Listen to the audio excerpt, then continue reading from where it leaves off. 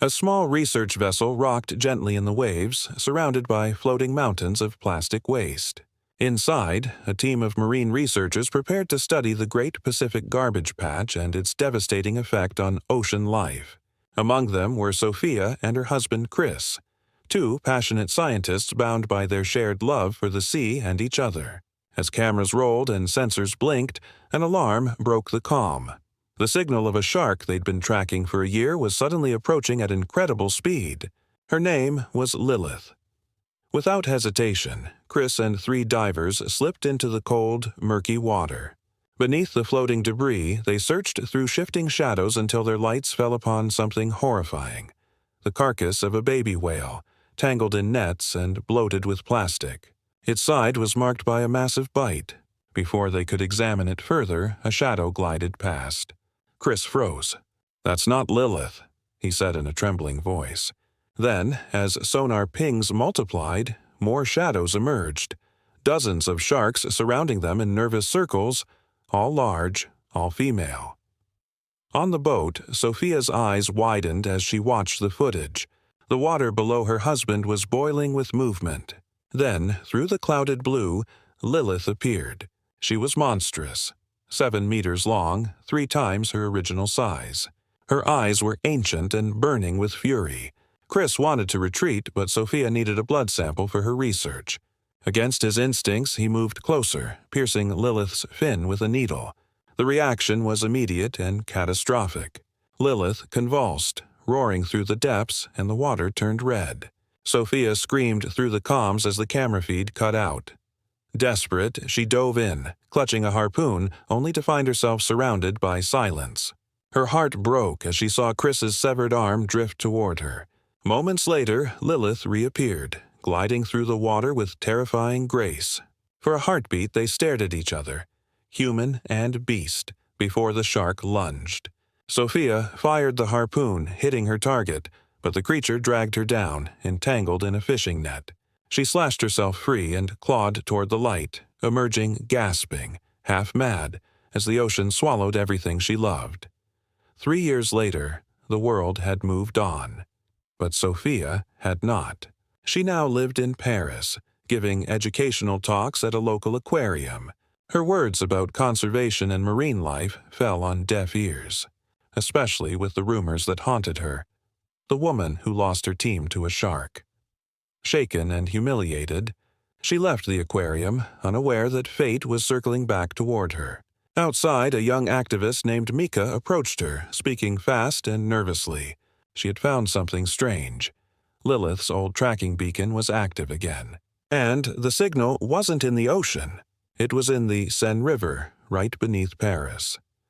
At first, Sophia thought it was impossible. Sharks couldn't live in fresh water. But Mika and her girlfriend Ben, both members of an ocean conservation group called SOS, had proof.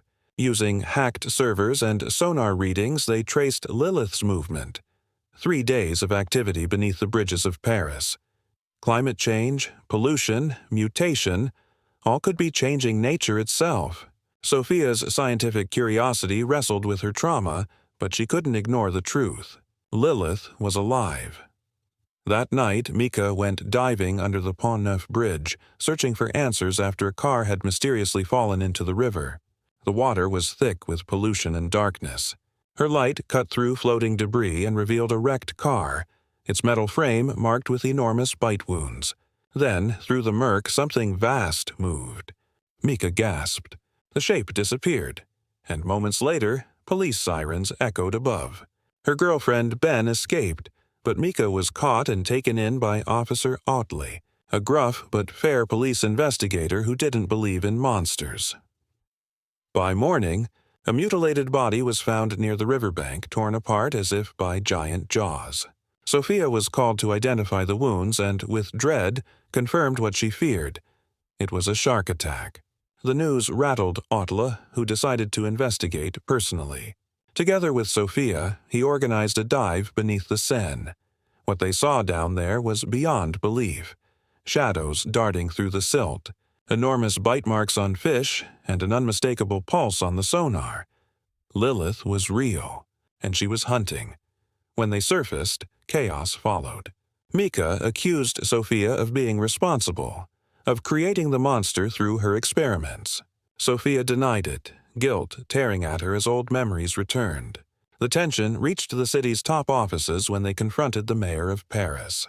Sophia begged her to cancel the upcoming triathlon, warning that hundreds of swimmers could die. But the mayor refused. She sneered. The decision sealed the city's fate. As the event approached, Sophia developed a plan to capture Lilith alive. Using sonar lures and sedatives, they could subdue her long enough to move her safely to an oceanic facility. But while the authorities pretended to cooperate, their true orders were to kill her. Ben hacked into Sophia's system, revealing Lilith's current location, deep in the flooded catacombs of Paris. Mika, still believing she could save the creature, dove in first, armed only with a handheld sonar to call her. In the cold darkness, Mika saw something miraculous. Not one shark, but two. Lilith had given birth. The smaller one approached Mika curiously, brushing against her hand like a lost child. Mika smiled, whispering, "You're beautiful." But the water around her suddenly exploded. Lilith rose from the depths, enormous and unstoppable, devouring Mika in a single bite. Panic spread as the tunnels flooded. People slipped, fell, and were torn apart by the enraged predator. Sophia and Odal barely escaped as the catacombs collapsed behind them. The horror had returned to the surface. In the aftermath, Sophia examined the body of Lilith's dead offspring. The discovery was staggering. The young shark was already pregnant. Lilith's mutation allowed for parthenogenesis, self-reproduction. One shark could now birth an entire army.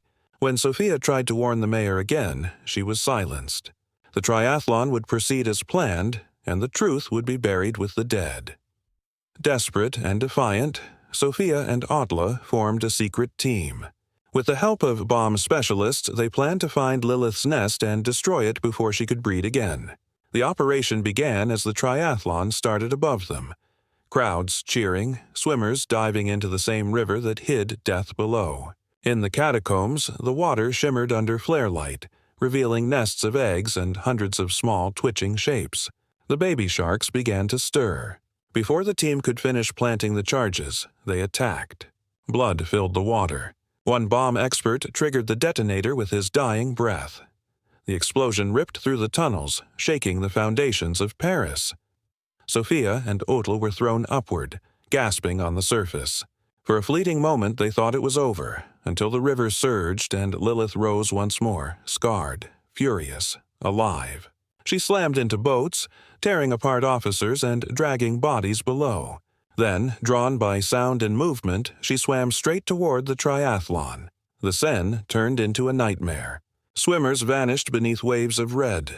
Screams echoed across the bridges as helicopters circled overhead. Military boats opened fire, their bullets striking old World War II shells resting on the riverbed. The result was catastrophic. One by one, the bombs exploded, triggering a chain reaction that tore through the city. Bridges collapsed. Water erupted into the streets, flooding entire districts. The Eiffel Tower loomed over a city drowning in chaos as Lilith's roar echoed beneath the waves. When the silence finally fell, only Sophia and Odal remained atop a sunken building, surrounded by murky water. Around them, fins sliced through the surface. Not just one or two, but dozens. Lilith's offspring had survived and spread through the connected waterways, reaching other rivers, other cities, other coasts. The nightmare had only begun. As Sophia looked over the ruined skyline of Paris, her voice trembled with horror and awe.